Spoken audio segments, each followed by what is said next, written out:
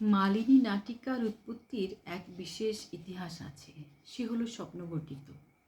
কবিগুরু তখন ছিলেন লন্ডনে। এক পালিত সাহেবের বাড়িতে রাত্রিযাপনের অনুরোধ স্বীকার করেছিলেন তিনি। বিছানায় শুতেই তন্দ্রা।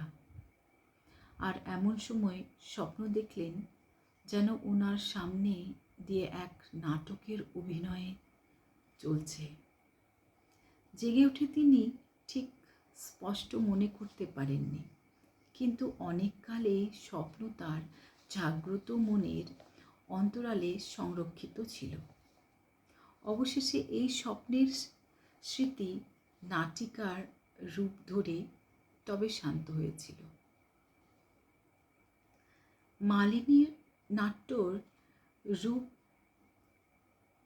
সংযত, সংহত এবং দেশকালের ধারায় অবিচ্ছিন্ন। কবির মনে ধর্মের প্রেরণা শুভ্র নির্মল তুষারপুঞ্জের মতো বা নির্বিকার তথ্যের মতো ছিল না, কিংবা ছিল না মাটির বা পাথরের মূর্তির মতো। আবার তার ধর্ম কোনো দেববাণীকে আশ্রয় করেও ছিল না। সে ছিল যেন মানুষের অন্তরে অপরিমেয় করুণা। তার অন্তঃকরণ থেকেই এই পরিপূর্ণ মানব দেবতার আবির্ভাব অন্য মানুষের চিত্তে প্রতিফলিত হতে পারে।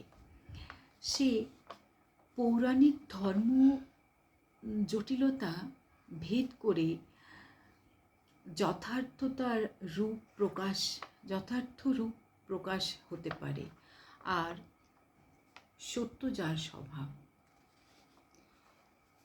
এই ভাবের ওপরেই মালিনী নাটিকার নিজেকে প্রতিষ্ঠিত করেছিল।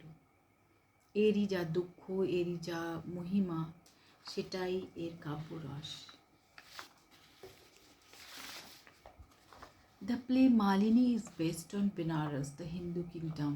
The central character of this play is Malini, the princess of Benares.